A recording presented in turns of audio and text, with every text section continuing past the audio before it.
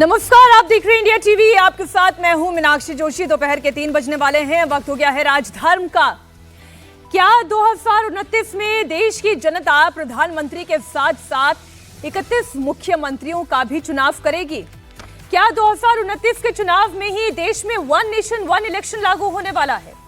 क्या 29 में लोकसभा के साथ साथ सभी राज्यों की विधानसभा के चुनाव एक साथ कराए जाएंगे? क्या 29 में ठीक वैसे ही चुनाव होगा जैसे आजादी से लेकर 1967 तक हुआ? क्या मोदी सरकार संसद में शीतकालीन सत्र में वन नेशन वन इलेक्शन को पास करा लेगी?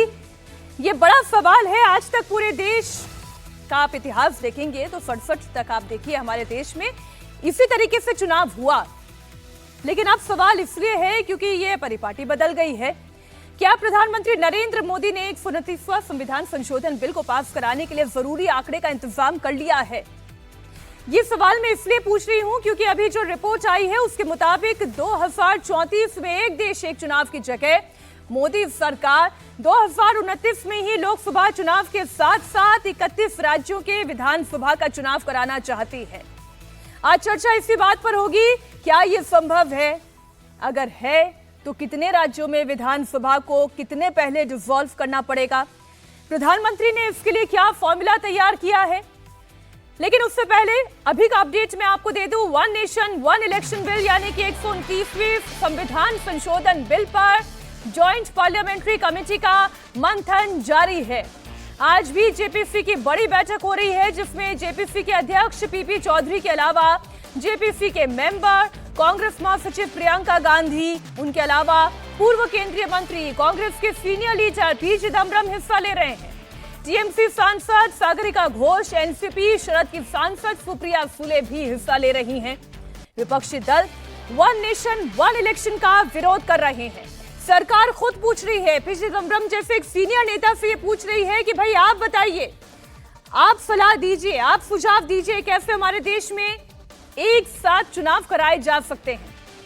इस बीच एक रिपोर्ट आई है। इसके मुताबिक ये कहा जा रहा है कि 2034 की जगह 2029 में ही वन नेशन वन इलेक्शन लागू हो सकता है, यानी कि 29 में ही लोकसभा के साथ साथ राज्यों के चुनाव भी एक साथ कराए जा सकते हैं। और इसके लिए वन नेशन वन इलेक्शन के लिए बनी जेपीसी के चेयरमैन पीपी चौधरी का कहना है कि अब तक जितने भी स्टेक होल्डर से बात हुई है उसमें 99% लोग वन नेशन वन इलेक्शन चाहते हैं। उन्होंने ये भी कहा कि अगर इच्छा शक्ति हो तो इसे 2029 में लागू किया जा सकता है। वन नेशन वन इलेक्शन बिल्कुल फिजिबल है। ये तो विल पावर होनी चाहिए। वन नेशन वन इलेक्शन कोई अभी से नहीं चला है। ये जब 1967 तक 4 चुनाव जनरल इलेक्शन लोकसभा और विधानसभा के साथ हुए।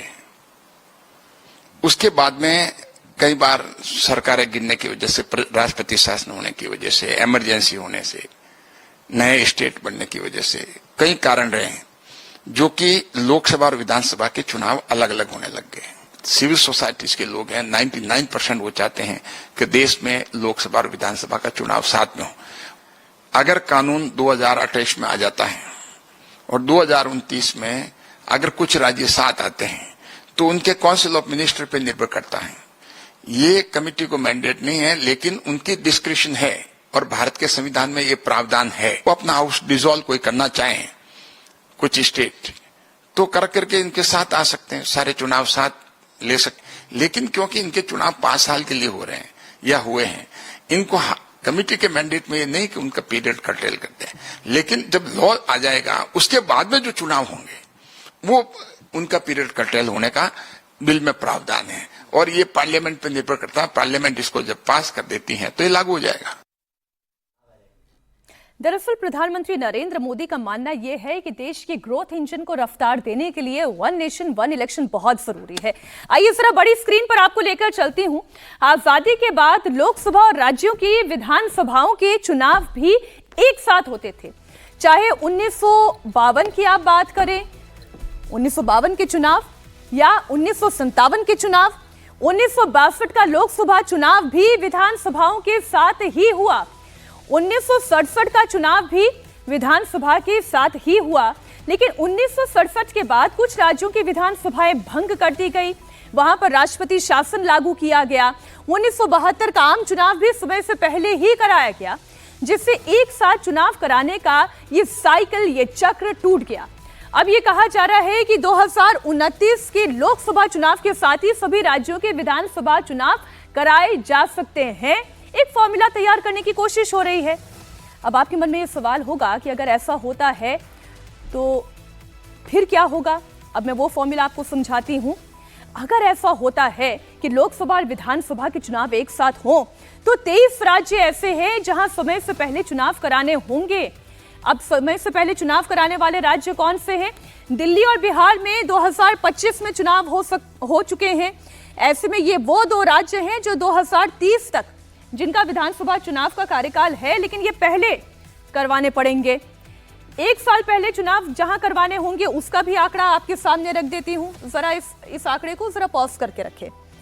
अब 2 साल पहले वाले चुनाव यानी कि 2026 में जिनका चुनाव हो गया, 2031 तक की जिनकी विधानसभा है, ऐसे 5 राज्य हैं जिनका कार्यकाल अभी बाकी है, लेकिन 2029 में यदि उनका चुनाव करवा दिया जाता है लोकसभा के साथ साथ, तो 2 साल पहले ही वो चुनाव में चले जाएंगे। अब 2027 में जिन राज्यों के चुनाव है जिसकी हम चर्चा कर रहे हैं, उत्तर प्रदेश है, पंजाब है, उत्तराखंड है, ये वो राज्य हैं जिनमें 2027 में भी चुनाव होने हैं। ऐसे 7 राज्य हैं। अब इनका अगर चुनाव होता है तो 2032 तक की विधानसभा का उनका कार्यकाल रहेगा, लेकिन 2029 में ही यदि लोकसभा के साथ साथ इनके चुनाव हो जाते हैं तो 3 साल पहले चुनाव। और 2028 में जिन 9 राज्यों में चुनाव होने हैं उनका भी कार्यकाल, जिनका 2033 तक होता है, 2029 में यदि उन विधानसभाओं के चुनाव देश के चुनाव के साथ यानी आम चुनाव के साथ, जनरल इलेक्शन के साथ होते हैं, तो 4 साल पहले ये चुनाव हो जाएगा।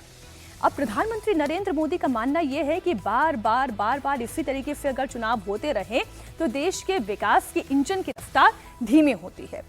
सरकारी स्कूलों में पढ़ने वाले बच्चों की पढ़ाई बाधित होती है। बार बार चुनाव होते हैं तो इन्हीं सरकारी स्कूल में आज हमारे देश में क्या चर्चा चल रही है? एजुकेशन की चर्चा चल रही है, एग्जामिनेशन की चर्चा चल रही है और एम्प्लॉयमेंट की चर्चा चल रही है। अब जब हम इन 2 बिंदु पर आते हैं, एजुकेशन और एग्जामिनेशन, इसमें एजुकेशन सेक्टर के सरकारी स्कूल में पढ़ाने वाले टीचर वही इस पूरी प्रक्रिया का हिस्सा होते हैं। वोटर लिस्ट बनाने से लेकर चुनाव कराने तक के दूसरे तमाम काम में वो व्यस्त हो जाते हैं। असली काम तो उनका शिक्षा का होता है। इसलिए 1 नेशन 1 इलेक्शन की बात कही जा रही है। ये सरकार का तर्क है। अब कहां कराने होंगे 4 साल पहले चुनाव? भारत का नक्शा आपके सामने। राजस्थान, मध्य प्रदेश, छत्तीसगढ़, तेलंगाना, कर्नाटक, मेघालय, नागालैंड, ये वो राज्य हैं, त्रिपुरा और मिजोरम, जहां पर आपको पहले चुनाव कराने होंगे। अगर 2029 में 1 नेशन 1 इलेक्शन होता है तो ये वो 9 राज्य हैं जहां 1 साल बाद चुनाव करवाना होगा, क्योंकि देश के 8 राज्य, जिसमें जरा अगला हमारे सामने ये वाला, जिसमें राजस्थान, मध्य प्रदेश, छत्तीसगढ़ आता है, मिजोरम आता है, कर्नाटक, तेलंगाना आता है, त्रिपुरा, मेघालय, नागालैंड आता है। 2028 में उनका विधानसभा चुनाव होना है। ऐसे में 5 साल यानी कि 2033 तक का विधानसभा का उनका कार्यकाल होगा। लेकिन 2029 में जनरल इलेक्शन के साथ इनका चुनाव होता है तो 4 साल पहले ही विधानसभा का विघटन करना होगा। एक और आंकड़ा मैं आपके सामने रखती हूं। देश में 7 राज्य ऐसे हैं जहां अगले साल यानी कि 2027 में चुनाव हैं। उत्तर प्रदेश, उत्तराखंड, गोवा, गुजरात, मणिपुर, पंजाब और हिमाचल प्रदेश। अब ये वो राज्य हैं जिसमें आप पंजाब की बात कर ले, आम आदमी पार्टी की सरकार है, हिमाचल प्रदेश में कांग्रेस की सरकार है, उत्तर प्रदेश, उत्तराखंड में बीजेपी की सरकार है, गुजरात में बीजेपी की सरकार है, गोवा में भी। अब आप ये देखें, ऐसी परिस्थिति में विधानसभा का कार्यकाल 2032 तक का जिनका होता है, अगर 2029 में 1 नेशन 1 इलेक्शन के तहत ये राज्य भी अगर चुनाव में चले जाते हैं तो ऐसे में 3 साल पहले ही चुनाव करवाने होंगे। अभी मैं एक एक करके हर राज्य की बात कर रही हूं, ध्यान से, बहुत गौर से देखिएगा। अब देश में 5 राज्य ऐसे हैं जहां 2026 में विधानसभा चुनाव हुए। अभी हम साल 2026 में हैं। अभी कुछ चुनावों से होकर हम आगे आए ही हैं। अब इनका कार्यकाल 2031 तक का है। अगर 2029 में 1 नेशन 1 इलेक्शन के तहत अगर ये विधानसभा भी चुनाव में जाती है तो तमिलनाडु जहां टीवीके की सरकार है, केरलम जहां पर कांग्रेस की सरकार है, पश्चिम बंगाल, असम, पुडुचेरी, अब 2 साल पहले ही यहां पर विधानसभा चुनाव करवाना होगा। इसी तरह दिल्ली और बिहार की भी बात कर लें। भारत के नक्शे पर आने वाला दिल्ली और बिहार जो कि पिछले साल 2025 में चुनावों में गया, जहां पर बीजेपी के 2 राज्यों में सरकार बनी, ये दोनों नाम यहां इस वक्त आपके सामने। अब विधानसभा का कार्यकाल 2030 तक का है, ऐसे में यहां पर 1 साल पहले चुनाव कराने होंगे। तो सवाल यही उठ रहा है कि अब क्या इन राज्यों के मतदाताओं का संवैधानिक अधिकार का हनन नहीं है कि आप समय से पहले ही इनकी विधानसभा को डिसॉल्व करवा दें? क्या उन मतदाता का अपमान नहीं होगा, जो कि विपक्ष सवाल पूछ रहा है? अब देश में 8 राज्य ऐसे हैं जहां 2029 में ही विधानसभा चुनाव होने हैं। सबसे बेहतर स्थिति में यही राज्य हैं। इनमें आता है महाराष्ट्र, एनडीए की सरकार, हरियाणा एनडीए की सरकार, झारखंड यहां इंडिया अलायंस की सरकार है, ओडिशा एनडीए की सरकार, आंध्र प्रदेश, सिक्किम और अरुणाचल प्रदेश जहां पर एनडीए की सरकार है, और जम्मू कश्मीर जहां पर इंडिया अलायंस की सरकार है। अब इन्हें ये परेशानी इसलिए नहीं होगी क्योंकि ये वो 8 राज्य हैं जो आराम से जनरल इलेक्शन के साथ एमएलए यानी कि विधानसभा चुनाव में जा सकते हैं। पर प्रश्न ये कि क्या ये संभव होगा? अब हम चर्चा को शुरू करते हैं। सभी खास मेहमान हमारे साथ जुड़ चुके हैं। भारतीय जनता पार्टी की ओर से शाफिया इल्मी, जेडीयू की ओर से अनुप्रिया, साथ ही समाजवादी पार्टी की ओर से अनुराग भदौरिया, आम आदमी पार्टी की ओर से ऋतुराज झा और political analyst and psephologist Amitabh Tiwari हमारे साथ जुड़ रहे हैं। बहुत स्वागत आप सभी मेहमानों का। सारे आंकड़े मैंने दर्शकों को समझाने के लिए एक फॉर्मूले के तहत बता दिया है। शाफिया जी, ये फॉर्मूला तो ये कहता है कि आपकी नीयत, एनडीए की नीयत भले ही बहुत अच्छी हो, लेकिन सवाल ये है कि आप ये 129वां संविधान संशोधन सरकार पास कराएगी कैसे? देखिए, आपके सवालों में 2 सवाल हैं। ये पूरी तरह से आप नंबर्स की बात कर रही हैं और एक पॉलिटिकल सवाल है ये। लेकिन मैं आपसे वो सरकार कैसे मैनेज करेगी वो होगा आगे। मुझे लगता है जो भ्रम की स्थिति उसको लेकर जो पैदा की गई है उसको हटाना है। लेकिन उससे पहले सबसे ज्यादा जरूरी ये है कि क्यों आखिर इतना इम्पोर्टेंट है कि 1 राष्ट्र 1 चुनाव जो उसकी बात हो रही है, 1 राष्ट्र 1 चुनाव की क्यों जरूरी है। सबने अभी भी आपने कहा कि विचार नया नहीं है। 51, 52, 57, 61, 62, 67 4 बार लगातार, और यही मंशा थी। अगर आप पढ़ेंगे इसी तरह से बाकायदा इलेक्शंस हुए थे कॉन्स्टिट्यूएंट असेंबली द्वारा। जिस तरह की भी प्रणाली का आगे के तौर पर लोकतांत्रिक प्रणाली का बाकायदा एक सोच, एक तस्वुर था, वो यही था। लेकिन जाहिर सी बात है 68 के बाद बहुत कुछ हुआ। यूपी का उदाहरण आप देखें, हरियाणा का देखिए, वहीं से आता है आयाराम गयाराम। तो कोalition सरकारें आई तो लगातार ये हुआ। अब मुझे लगता है क्यों ये आसानी से पास होगा, क्योंकि सारी की सारी लड़ाई और प्रोपेगेंडा और गुस्सा विपक्ष का क्या रहा है, क्योंकि इलेक्शन आ रहे थे इसलिए सरकार ने ऐसा किया। जिस बात को भी आप पूछेंगे और सवाल बात पूछेंगे कांग्रेस अगर से कहा जाएगा तो उनका क्या जवाब होता है? देखिए सर, इलेक्शन होने थे इसलिए ऐसा हुआ। तो एक बार हमेशा की तरह पूरी की पूरी तरह से ये जो एक लगातार एक ब्रह्मास्त्र मिल जाता है विपक्ष को, वो उनको नहीं इस्तेमाल करना पड़ेगा। नहीं, लेकिन शाफिया जी, विपक्ष का ब्रह्मास्त्र ये है कि केंद्र में आपकी सरकार है और जो इलेक्शन डेटा है वो ये कहता है कि जब देश में और राज्यों में एक साथ विधानसभा चुनाव होते हैं तो 77% मतदाता फिर केंद्र के इश्यूज पर अपना वोट डालने चला जाता है और फिर राज्य के इश्यूज नगण्य हो जाते हैं। जी, डेटा जो भी कहे इसको लेकर, लेकिन हमने ये भी देखा है कि लोकसभा चुनाव के लिए और विधानसभा चुनाव के लिए मतदाता बड़े सोच समझकर अपने हिसाब से देखता है।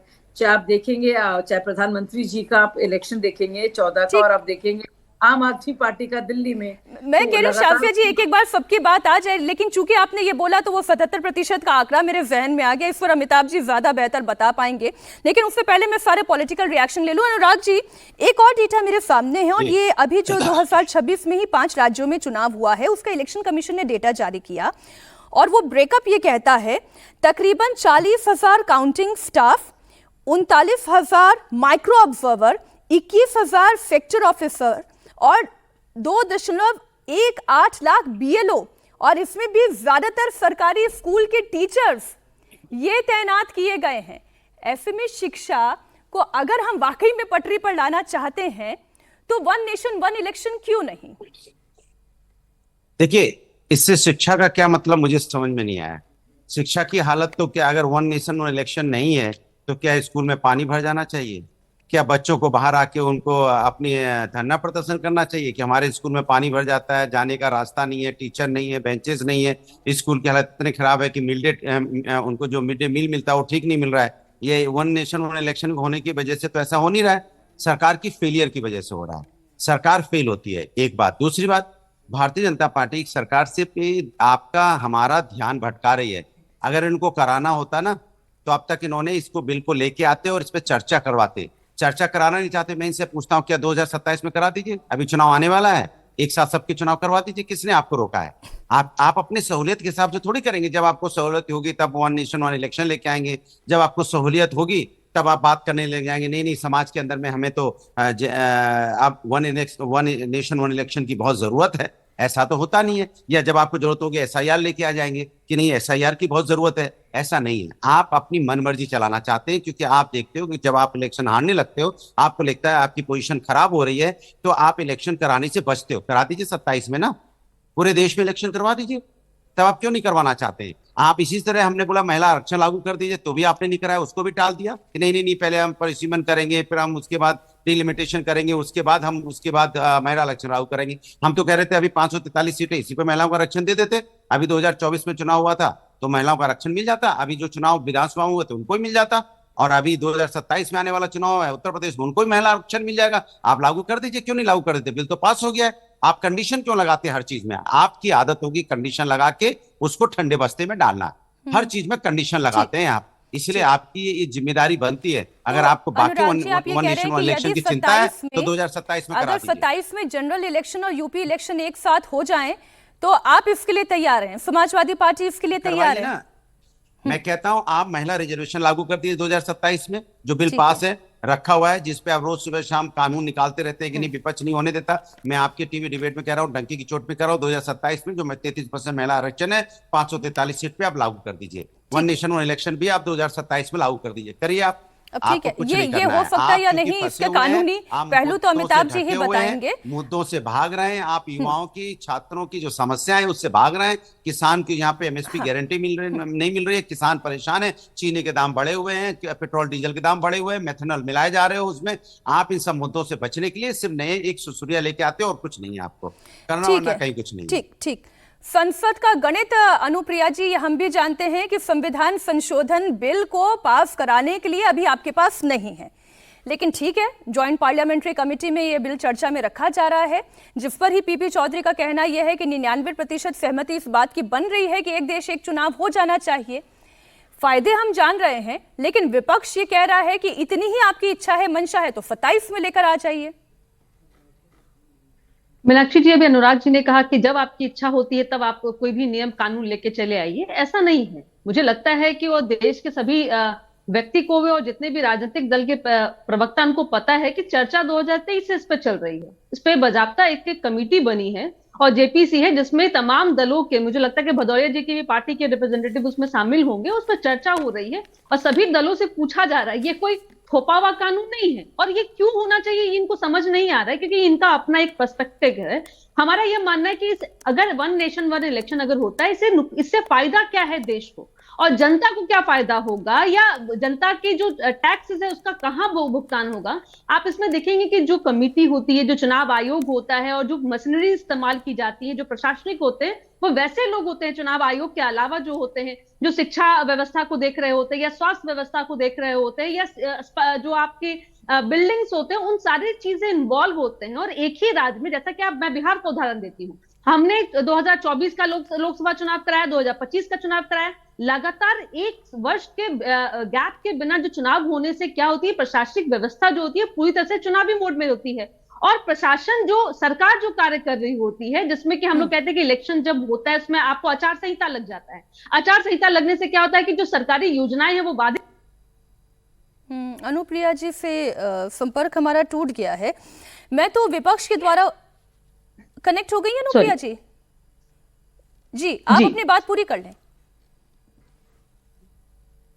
हाँ, मैं ये कह रही कि जो प्रशासनिक व्यवस्था जो होती है उसको उसमें जो नुकसान होता है राज्यों का, तो क्या कि भारी आर्थिक खर्च होता है। जैसे कि जेपीसी की जो रिपोर्ट आई है उसके अनुसार ही जहां तक हमने सुना है कि 7 लाख करोड़ का नुकसान है, और ये पैसा अगर बचता है तो ये उपयोग कहाँ होगा?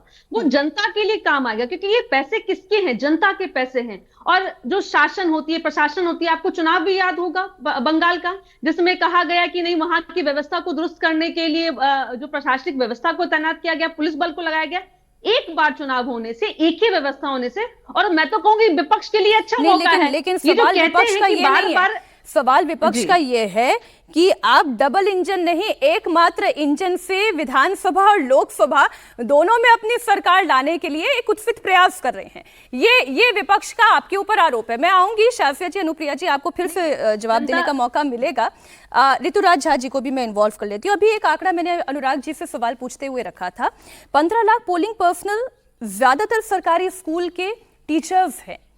अब इनका काम एक बार में देश और विधानसभाओं में चुनाव करा देना ज्यादा बेहतर है कि हर कुछ महीनों के अंदर फिर से वापस पूरी इलेक्शन मशीनरी के साथ लगकर बच्चों की पढ़ाई करवाने से बेहतर चुनाव करवाना है? मीनाक्षी जी, 2 बात समझ लीजिए। पहली चीज कि अभी यूपी में चुनाव होना है, इससे पहले बिहार में चुनाव हुआ, बंगाल में चुनाव हुआ। कोई एक बड़ा राज्य बता दो जहां पर ये लोगों ने एक फेज में चुनाव कराया हो। एक राज्य में आप 7-8 फेज में चुनाव कराते हो, कहते हो कि जी हमारे पास मतलब कि मशीनरी नहीं है, मशीन नहीं है, प्रशासनिक व्यवस्था नहीं है, लोग नहीं है। अरे जो लोग एक राज्य में एक फेज में चुनाव नहीं करा पा रहे हैं, वो 1 नेशन 1 इलेक्शन कैसे करा सकते हैं? पहली चीज। दूसरी चीज, आप देखो कि ये लोगों का नियत क्या है, क्योंकि ये चाहते हैं कि एक ही बार गड़बड़ी करके, जो भी धांधली करना है करके, एक बार सत्ता पर काबिज हो जाए और फिर जनता के प्रति हमारी जवाबदेही खत्म हो जाए। ये चाहते हैं इनकी जवाबदेही केवल ट्रंप के प्रति रहे, और जनतंत्र में जनता के प्रति जब तक जवाबदेही सरकार की होती है। तो राज्य में आपको टोकना नहीं चाह रही थी, लेकिन आप डोनाल्ड ट्रंप को क्यों लेकर आ गए? वो तो खुद हमारे इलेक्शन कमीशन से पूछ रहे हैं कि आप ये वोटर आईडी कार्ड कैसे बनाते हैं, देखिए मीनाक्षी जी, एक मिनट शाफिया जी, काउंटर क्वेश्चन ऋतुराज जी के लिए। इनके बाद में देखिए, ये प्रश्न मीनाक्षी जी इसलिए आता है क्योंकि जब आत्मनिर्भर की बजाय जब आप निर्भर बन जाते हैं तो इस तरह का प्रश्न होता है। अरे आप छोड़िए, मैं आपसे कह रहा हूँ कि भैया, अरे मैं बताती हूँ, आप खत्म कीजिए, आप फिर मैं कहते थे कि किसानों की आय 2 गुना हो जाएगी, है ना, स्मार्ट सिटी बन जाएंगे। टॉपिक क्यों बदल रहे हैं? क्योंकि पकड़ने वाली मैं आपको इसी तरह का ये जुमला है। उन्होंने ठीक कहा भदौरिया जी ने, भाई 33% महिला आरक्षण का बिल आए हुए बहुत टाइम हो गया, क्यों नहीं लागू करते हो? अभी उत्तर प्रदेश में चुनाव है, क्या चैलेंज क्यों नहीं करने दिया? आप बताइए, में चुनाव आप बताइए। अभी बंगाल में 8 फेज में चुनाव कराया, यूपी में 12 फेज में चुनाव कराओगे, बिहार में 10 फेज में चुनाव कराओगे, सारी धांधली बीच में करते हो।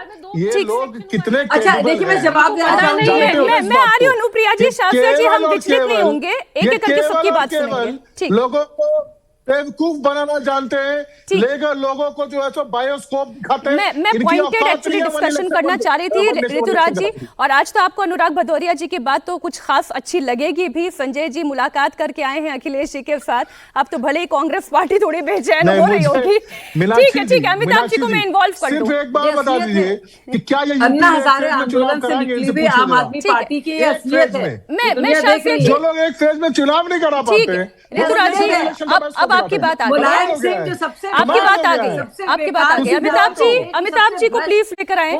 अमिताभ जी, अब हम चर्चा कर रहे हैं इसके एक्चुअल नफा और नुकसान की।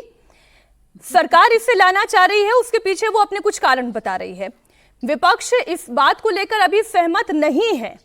अब वो पता नहीं जेपीसी में क्या चर्चा हो रही है, जब रिपोर्ट बाहर आएगी तब पता चलेगा। हो सकता है कि शीतकालीन सत्र में भी रिपोर्ट सामने आ जाए, कहना अभी मुश्किल है। पर कितने फायदे हैं और कितने नुकसान हैं, ये आप अपने विश्लेषण के अनुसार बताएं।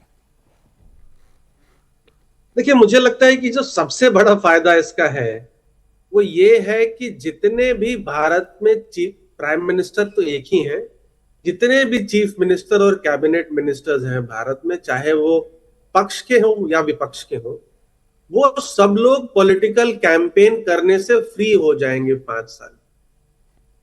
आज की डेट में जितने कद्दावर लीडर हैं किसी भी पार्टी के जो सरकार में हैं, वो हर राज्य में जब चुनाव होता है उनको पार्टी जो है वो इस्तेमाल करती है कैंपेन करने के लिए।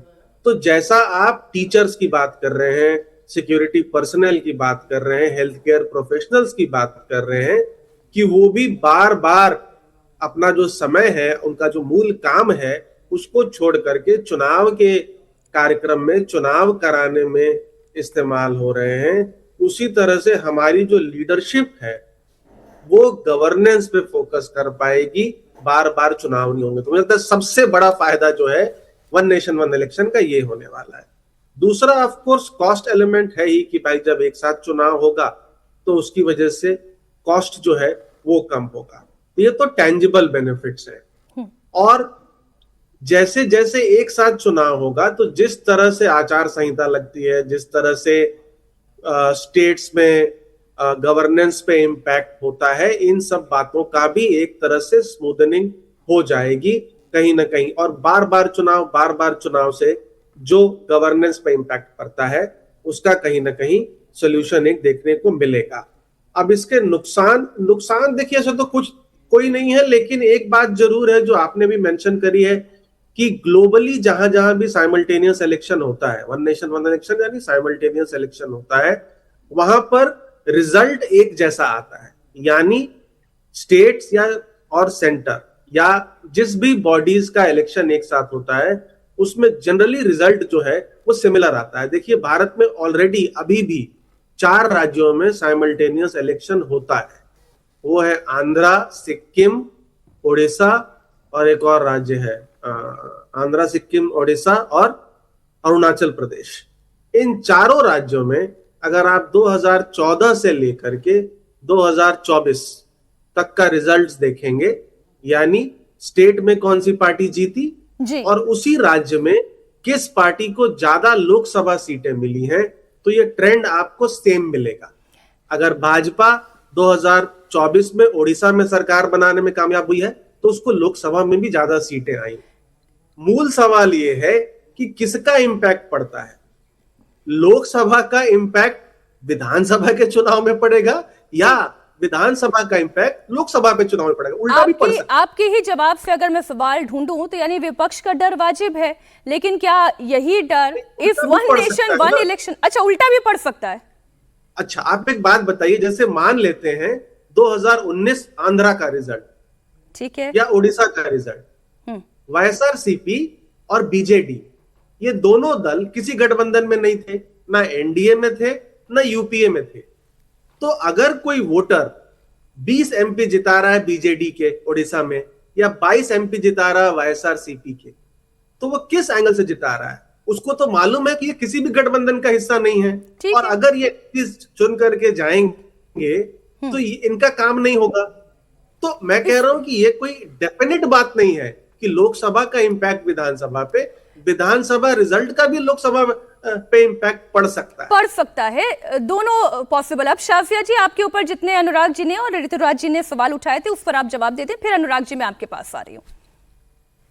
जी, मुझे लगता है मेरे भाई ऋतुराज जी ने जो सवाल पूछे थे वो सवाल की तरह थे, तो उनका जवाब दिया जा सकता है। मुझे समझ में नहीं आया जब ये अनुराग जी बोल रहे थे, क्योंकि उनकी बातों में उनको खुद ही नहीं पता वो क्या सवाल कहना चाह रहे थे।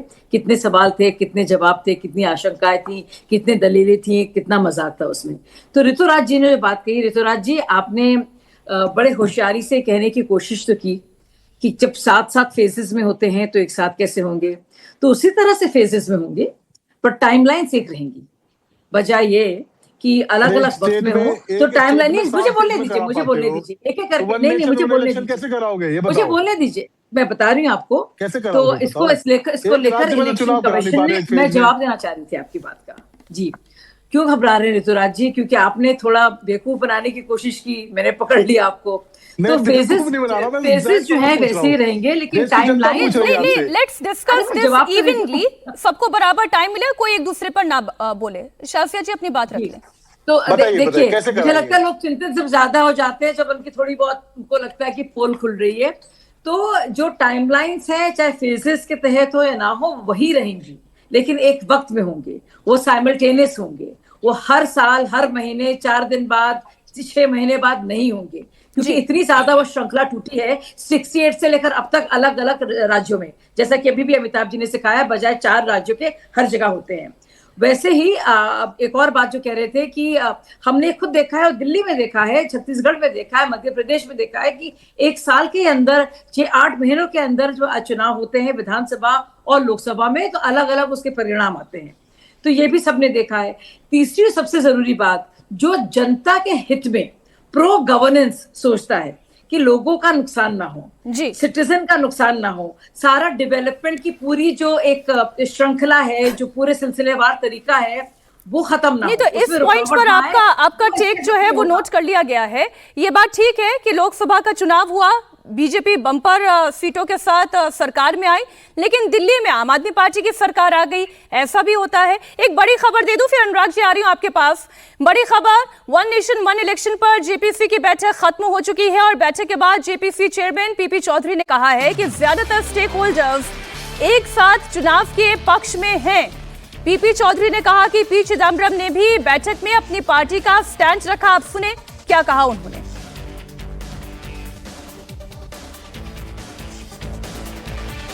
चलें, अभी स्टैंड उन्होंने रखा, इससे लेकर और डिटेल्स हमें मिले तो और ज्यादा बेहतर हो जाएगा इस बात को समझना, क्योंकि पी चिदम्बरम सीनियर लीडर हैं, कांग्रेस के केंद्रीय मंत्री रह चुके हैं। बाइट आ चुकी है जी, बयान सुनाते हैं। उनके विचार हैं, सारे पद्मावाड़ी चाहते हैं कि सफिशिएंट सेफ गार्ड रख करके वन नेशन वन इलेक्शन देश के हित में है, और देश के हित में कमेटी को काम करना चाहिए, और सभी लोग चाहते हैं कि एक देश एक चुनाव। पी चिदम्बरम जी को भी बुलाया गया था। देखिए, पी चिदम्बरम साहब आए, उनके भी अपने इनपुट अच्छे रहे, लेकिन पी चिदम्बरम साहब मेंबर ऑफ पार्लियामेंट भी हैं और एक पर्टिकुलर पार्टी को, कांग्रेस को रिप्रेजेंट भी करते हैं, तो अपने उनके अलग व्यू हो सकते हैं। उनके भी, जहाँ तक बिल पे हमने डिस्कशन किया, तो बिल पे हम सभी लोग चाहते हैं कि बिल पार्लियामेंट ने हमें एग्जामिन करके और रिकमेंड करने के लिए कहा है, तो हम एग्जामिन करने के लिए चिदम्बरम साहब के भी व्यू हमने लिए और उनको कंसिडर करके कमेटी जो है रिकमेंड करेंगे। अब सरकार दिल खोल के अनुराग जी बात कर रही है, और आप ये सवाल उठा रहे हैं सरकार की मंशा में खोट है।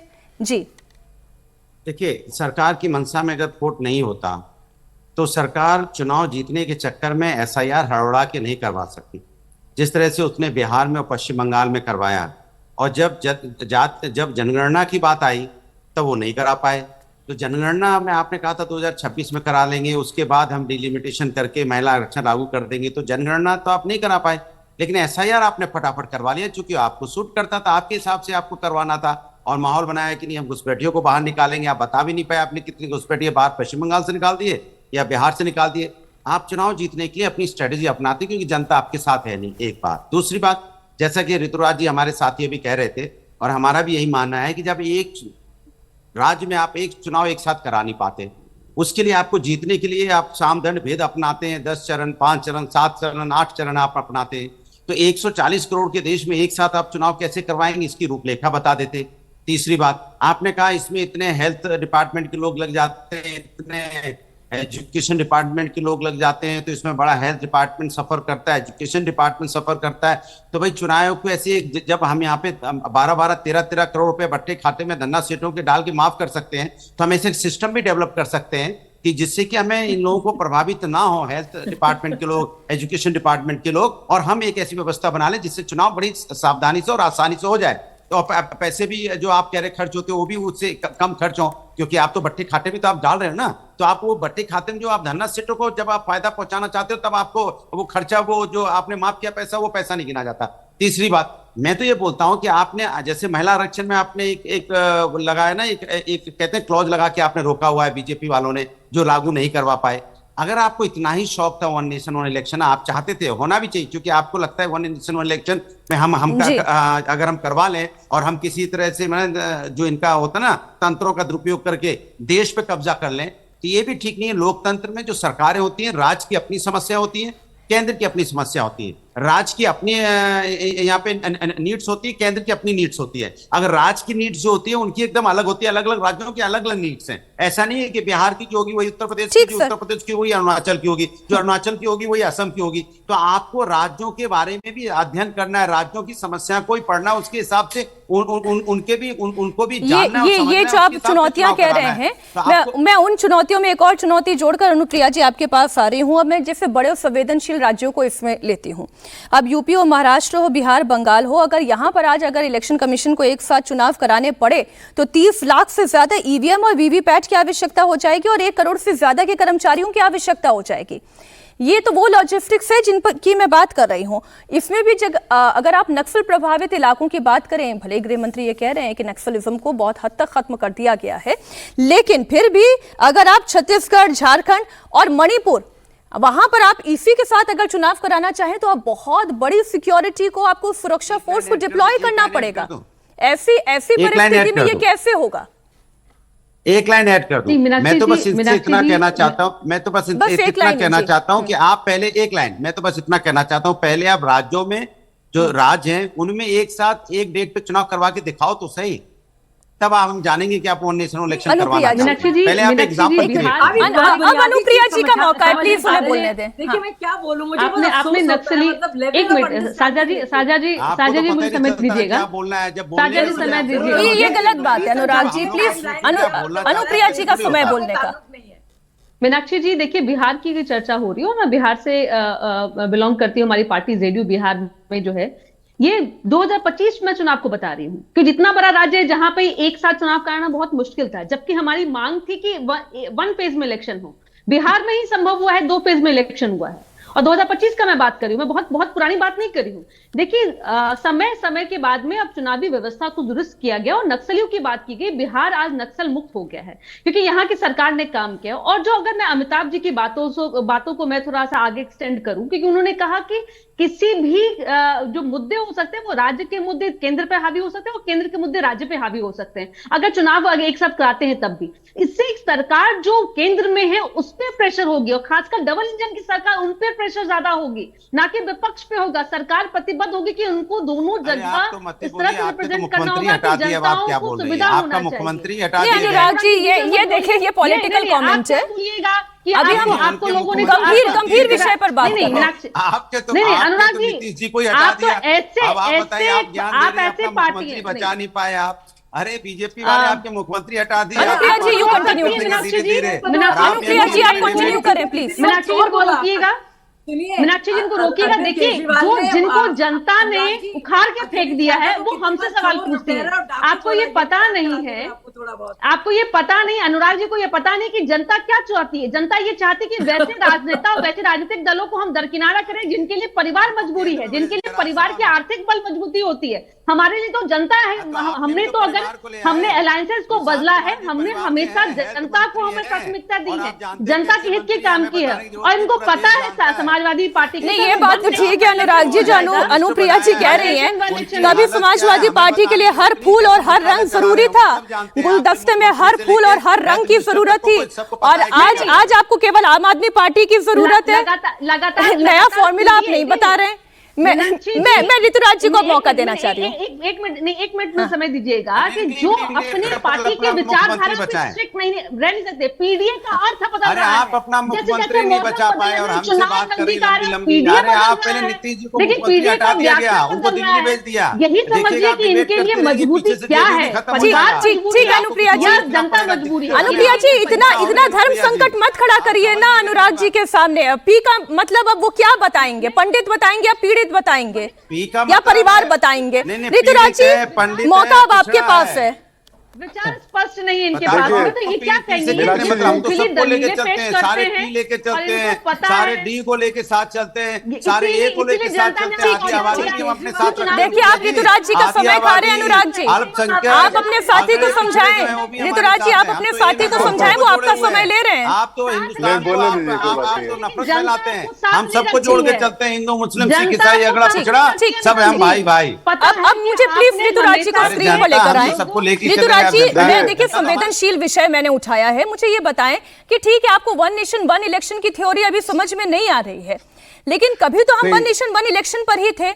आने वाले समय में हम ऐसा क्या मीनाक्षी कर जी। सकते हैं? बतौर एक पॉलिटिकल लीडर आप बताएं ना, आपकी पार्टी का स्टैंस क्या है? कैसे हम ये खर्च कम कर सकते हैं? लीडरशिप को इलेक्शन कैंपेन से बचा के गवर्नेंस पे लगा सकते हैं?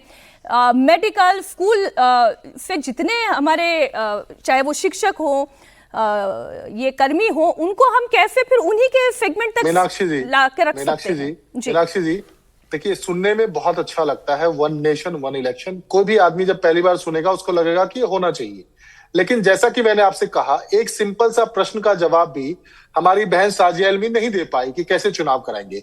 लेकिन दूसरी चीज आप देखो कि सबने जवाब आप दे दिया, मुझे बताओ आपकी कि कहीं चुनाव basic हुआ, comprehension बीच में में अगर problem है सरकार भाई गिर साहब। गई तो एक क्या दिन होगा? कोई नहीं क्या कह उसका रहा है, कार्यकाल एक 5 समय साल का का होगा क्या या कह रहा बचा हुआ समय है? का एक होगा? दिन और एक ये समय क्या का प्रश्न है? नहीं, नहीं, आप बताओ, मीनाक्षी जी, इन्होंने कहा कि बोलने पैसे दीजिएगा कि बचेंगे। जाइए। अरे देखिए, इससे ज्यादा एक पैसे समय तो में और भाजपा ही एक खर्च दिन में करते हैं फर्क है। एमपी-एमएलए को फेजेस खरीदने अलग में, अलग हो सकते है हैं, ना? होंगे। तो बेसिकली ऋतुराज क्या जी, है? ऋतुराज जी, ये पहला प्रश्न आपका बुनियादी चीज अच्छा है, था। थोड़ी अकल, सुन बुनियादी लीजिए, एक बार अकल सुन चाहिए। लीजिए ना, एक बार सुन कितनी, लीजिए। थोड़ी सी ये कितनी क्या है कि चाहिए भाई वन साहब नेशन यहाँ वन पे? वोट चोरी हम करना समझ चाहते जाते हैं, वन इलेक्शन वन एक बार गड़बड़ी करना चाहते हैं। इनकी नीयत में अरे खोट भाई है। साहब, अगर बहुत नीयत बुनियादी में खोट चीज है। नहीं है तो ये पूरा मसौदा लेकर के आए, देशवासियों को अरे पता क्यों? है, चर्चा का विषय आप बने। क्यों ऋतुराज जी, बेवकूफ आपके बना पास रहे हैं? सोल्यूशन क्या है?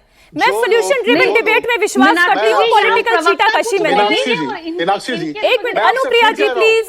मैं आपसे फिर बाकी कह रहा हूं सबकी कि आवाज जो लोग प्लीज नीचे एक करें, मैं केवल फेज में ऋतुराज जी को चुनाव संबोधित नहीं कर रही करा हूँ। पा रहे ऋतुराज जो- जी, पॉलिटिकल लोग- छीटाकशी नहीं, मैं आपसे कह रही हूँ कि सोल्यूशन क्या है आम आदमी पार्टी मैं के आपसे पास? क्या कह रहा हूं, मैं आपसे क्या What do कह you रहा have to हूं offer? जी। कि सॉल्यूशन की बात आप कर रहे हो। जो लोग एक बार में एक फेज में चुनाव नहीं करा पा रहे राज्यों में, वो वन नेशन वन इलेक्शन की बात कर रहे ठीक हैं। है। इनकी नीयत में समस्या है, इनकी नीयत में खोट है। मैं आपके पहले ये लोग सवाल से वोट ही फिर चोरी अमिताभ करना जी आपके चाहते हैं। पास आती हूँ। अमिताभ जी, ये बताएं, जनता जो अभी पूरी ऋतुराज तरीके जी से ने दूर हो पूछा, चुकी है। अब एक चैलेंज ये है कि भाई अगर मान लीजिए कोalition सरकार है किसी राज्य में, गठबंधन की सरकार में किसी एक साथी ने अपना हाथ पीछे खींच लिया, सरकार डिरेल होने की स्थिति में आ गई, तो फिर ऐसी परिस्थिति में क्या होगा? ये वन नेशन वन इलेक्शन का फिर सिद्धांत कहां पर आकर खड़ा होगा?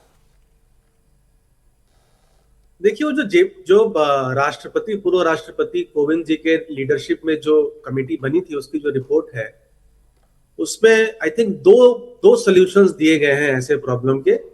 एक सॉल्यूशन तो है कि अगर ऐसा होता है, ठीक है, तो मान लेते हैं कि ऐसा होता है 2 साल के बाद, तो जो भी नया राज्य का चुनाव होगा उसकी जो टर्म होगी असेंबली की, वो सिर्फ 3 साल होगी, वो 5 साल के लिए वो टर्म नहीं होगा।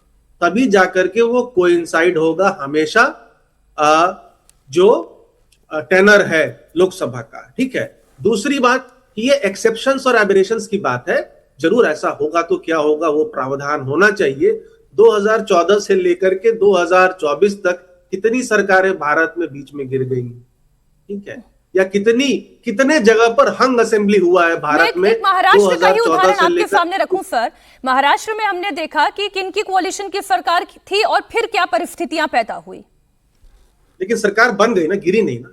हाँ, एक सरकार, वो अलग बात है। एक सरकार गिरी, वो तो प्रोविजन अभी भी है कि भाई अगर कोई सरकार गिरती है और एक नया फॉर्मेशन क्लेम करता है और उसको असेंबली में मेजॉरिटी सपोर्ट मिल जाती है, तो वो सरकार कंटिन्यू रहती है, वो टर्म कंटिन्यू रहता है।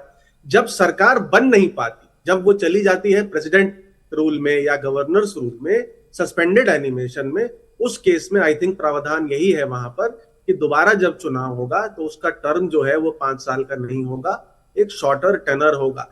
देखिए, पॉलिटिकल ऑपोजिशन तो जरूर है इसके लिए, और नंबर्स कहां से आएंगे वो वाली बात है, लेकिन मेरा एक कहना है कि 1952, 57, 62 और 67 में किस पार्टी की सरकार थी नेशनल लेवल पे? कांग्रेस पार्टी की सरकार थी। और राज्यों में किसकी सरकार थी? कांग्रेस पार्टी की सरकार थी। लार्जली 52, 57, 62। तो क्या ये कहा जाए कि वन नेशन वन इलेक्शन था, इसीलिए कांग्रेस की सरकार राज्यों में भी थी और सेंटर में भी थी? उस लॉजिक से तो यही है। जब 1967 में पहली बार, जिसको कहा जाता है फर्स्ट असॉल्ट ऑन कांग्रेस, 16 राज्यों में से 8 राज्यों में गैर कांग्रेस सरकारें बनी थी, और उसका इंपैक्ट क्या हुआ था लोकसभा में? पहली बार कांग्रेस पार्टी, जो हर बार 300 साढ़े 300 सीटें जीतती थी, वो 300 से नीचे आ गई थी 1967 में। ठीक है, तो जो पहले का सिस्टम था उसमें भी हमने देखा कि राज्यों में जो मजबूत होगा, जिसकी सरकारें बनेंगी, उसका इंपैक्ट लोकसभा में हमको देखने को मिल सकता है। तो जिसका संगठन मजबूत होगा, जिसके पास लीडरशिप मजबूत होगी, वो चुनाव जीतेगा, भले वो लोकसभा का हो या विधानसभा। ठीक, अब मुझे शाफिया जी, मैं जो विपक्ष के 4 हथियार हैं मैं वो आपके सामने रख देती हूँ। पहला हथियार तो यही है कि संसद में आप गणित कैसे हासिल करेंगे। ठीक, दूसरा बात यह है कि ये जो राज्यों से अनुमोदन की आपको आवश्यकता होगी, जिसमें 324A और एकल वोटर लिस्ट के अलावा अनुच्छेद 325 में बदलाव को लागू करने वाली बात हो गई। इसमें आपको कर्नाटक, हिमाचल, तमिलनाडु, केरल, बंगाल, झारखंड जैसे गैर एनडीए शासित राज्यों से भी, अब तो खैर बंगाल में आपकी सरकार है, लेकिन जो गैर बीजेपी शासित एनडीए शासित राज्य है, आपको वहां से भी स्वीकृति हासिल करनी होगी। तीसरा, अगर आप ये कर भी लेते हैं तो विपक्ष फिर इसे सुप्रीम कोर्ट में चैलेंज कर सकता है। वो ये कह सकता है कि भाई आप मतदाता के अधिकार का हनन कैसे कर रहे हैं। इन चैलेंजेस को कैसे फिर सरकार काउंटर करेगी? देखिए, जैसे कोविंद समिति ने काम किया है इन सारे इश्यूज पर, बहुत ही तफसील से, बहुत ही अध्ययन करके, रिसर्च करके, और ऑल पार्टी मीटिंग जैसे कि आप देख रहे भी हो रही है, इस पर ऑलरेडी काम किया गया है। ये 3 साल से एक सारा काम चल रहा है। तो इसका क्या औचित्य है, लॉजिकली कैसे अच्छा है देश के लिए, बेसिकली इसका यही होगा। और सुप्रीम कोर्ट में भी अगर इसको चैलेंज किया जाएगा तो इसके इसी मेरिट्स और डीमेरिट्स पर इसको देखा जाएगा, ना ही किसी पॉलिटिकल कंसिडरेशंस पर। एक है। दूसरी बात, बार बार जो पूछी जा रही है बात कि आप फेजेस में कर रहे हैं, तो मैं बता दूं कि एक डेट पर कोई नहीं कह रहा है, एक समय काल में होगा ये। उस समय काल में अलग अलग फेजेस हो सकते हैं। मुझे लगता है एक बहुत बुनियादी सी छोटी सी बात है जी, जिसका तो जो एक समय टाइमलाइन में होगा, तो मेरे भाई साहब थोड़ी अक्ल किया तो कमी है, इसलिए ऐसा कह रहे हैं। तो उसको भी बता दो, वो ऐसा होगा। अब अनुराग जी, आपके साथ साथ अगर शाफिया जी बोलते रहे तो फिर आप मुझ पर दोषारोपण ना करिएगा। अब वो बोल रही अपनी बात, उन्हें कर लेने दीजिए।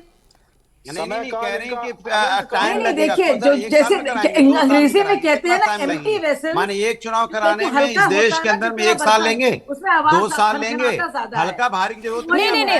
अनुराग जी, अभी तक आपने मेरे प्रश्न का उत्तर नहीं दिया। जो प्रश्न मेरा ऋतुराज जी से था, वही प्रश्न अनुराग जी मेरा आपसे भी है। समाजवादी पार्टी के पास इस वक्त क्या सोल्यूशन है ऑफर करने के लिए? 2009 लोकसभा चुनाव में सरकारी खजाने में 1115 रुपए का खर्च आया। 14 के चुनाव में 3870 करोड़ का खर्च हो गया, और पार्टी और उम्मीदवारों के खर्चों का आंकड़ा हम देखेंगे तो वो तो कई ज्यादा आगे पहुंच जाएगा। मैं सॉल्यूशन ओरिएंटेड बात करना चाहती हूं। ये सरकार, हाँ सॉल्यूशन बता रहा हूं ना, ये सरकार धन्ना सेठों के 14 लाख करोड़ रुपया तो माफ कर सकती है। ये जवाब है इनका, वाह भाई 14 लाख करोड़ रुपया धन्ना सेठों के माफ किए है ना। लेकिन अगर आपको चुनाव में खर्चा तो आप कैलकुलेट करके कर रहे हैं, बिल्कुल सही है, ज्यादा खर्चा नहीं होना चाहिए। तो आपकी पार्टी क्या यही तर्क दे रही है जेपीसी पर? जरूरत क्या पड़ी है, जरूरत क्या पड़ी कि आप यहाँ पे माने जो हमारे कहते हैं हेल्थ, देखिए बकवास करना बड़ा आसान है भाई साहब, कभी कभी थोड़ी गहराई से, संजीदगी से बात को रखिए।